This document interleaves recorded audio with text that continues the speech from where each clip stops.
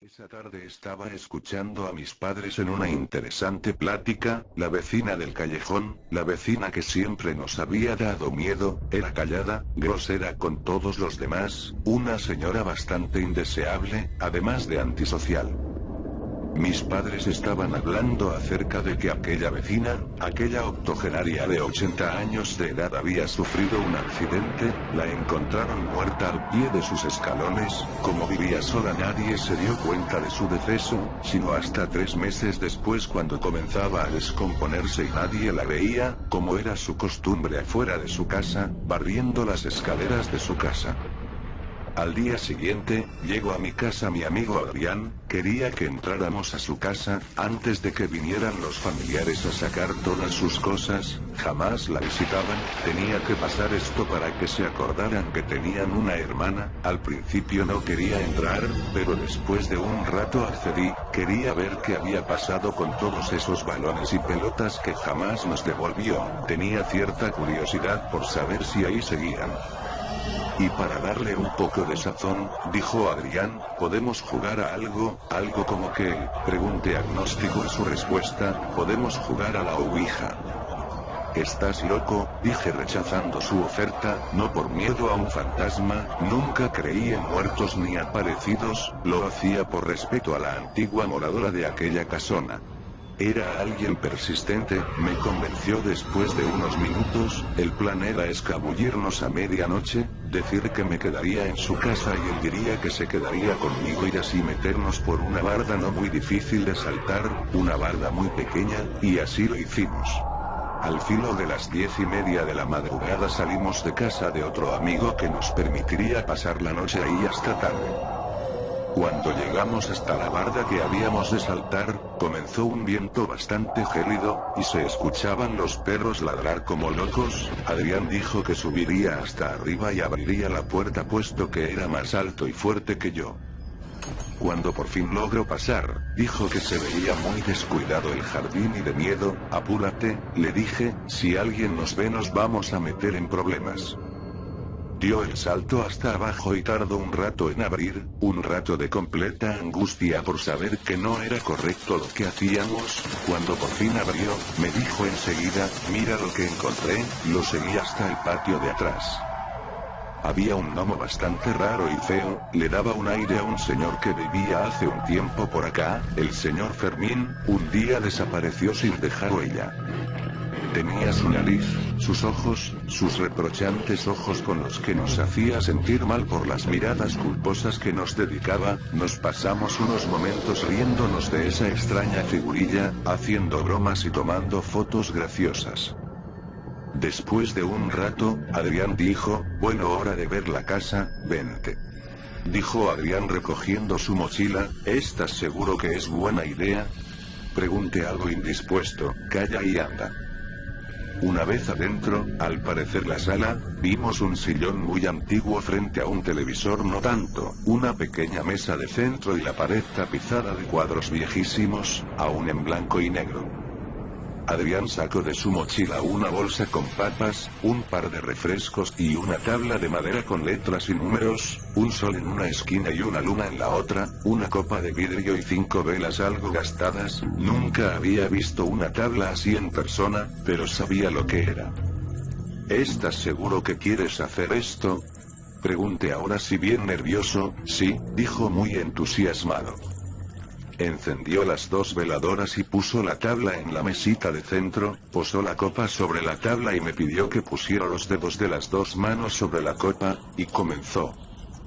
Dijo con voz potente, ¿hay algún espíritu aquí presente? La copa comenzó a moverse lentamente hacia la palabra sí. Comencé a reír con cierto nerviosismo. Basta ya, no trates de asustarme, Adrián, no te rías, dijo, ellos pueden molestarse. Está bien, dije asintiendo con una sonrisa escéptica. Adrián preguntó si aquel espíritu era un ser de luz o un ser oscuro. La copa se movió hacia la luna de la esquina. ¿Y eso qué significa? Pregunté. Eso significa que un ente de oscuridad nos acompaña, dijo con voz tenue y con una cara de angustia. Por lo que más quieras, no sueltes el vaso, ¿ok?, dije en tono serio.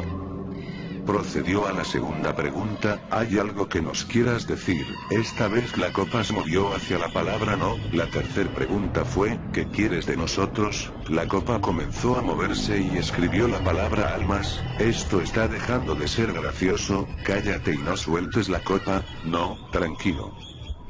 De buenas a primeras comenzó a emanar un olor de sangre, sudor, y heces fecales. Si era una broma estaba siendo demasiado elaborada. Las velas se apagaron y la copa comenzó a cuartearse. El viento, era un viento tan helado que la piel se nos erizó en segundos. Me quedé sin habla, solo jadeos salían de mi boca. Mi amigo Adrián siguió con la tercera pregunta: ¿podemos salir? El oráculo se movió a la palabra no. Adrián insistió con la pregunta pero seguía diciendo que no. Ahí fue cuando me decidí a ponerle fin a este chiste y solté la copa que se rompió al instante.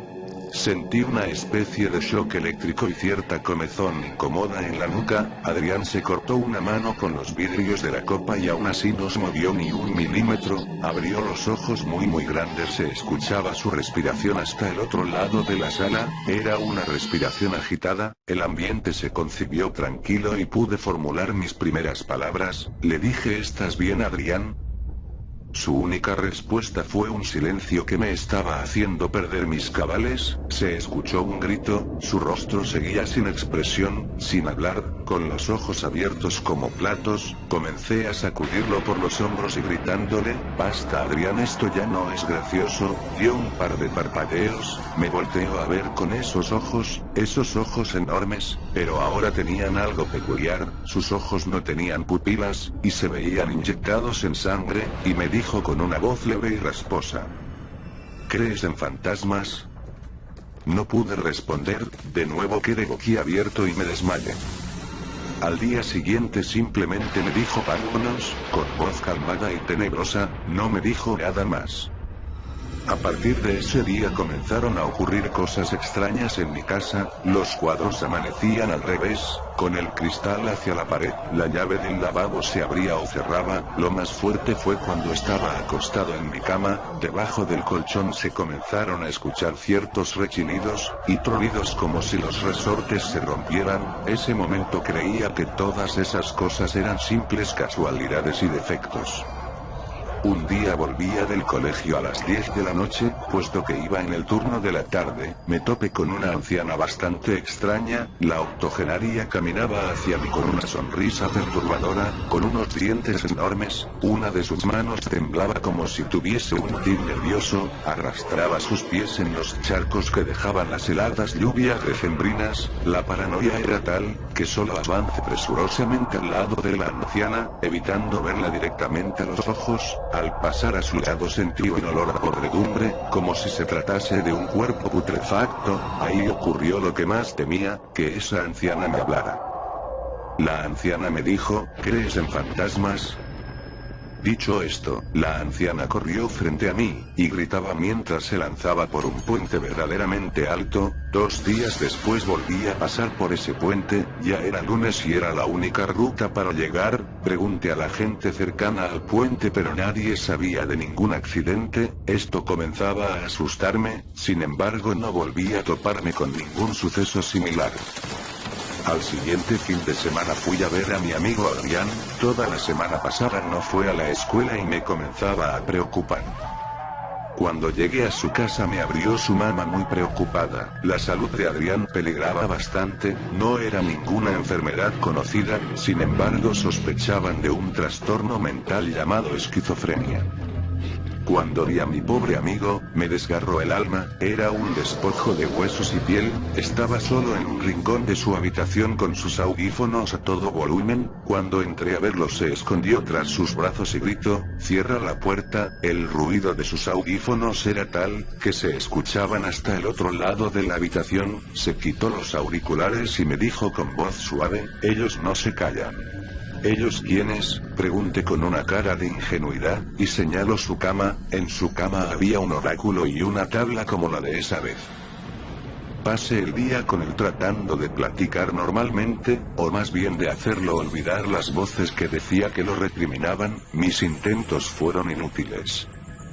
Ese día antes de marcharme, le dije, está bien Adrián, sabes que me tienes para lo que necesites. Al darme la vuelta me tomo del hombro y me susurro al oído.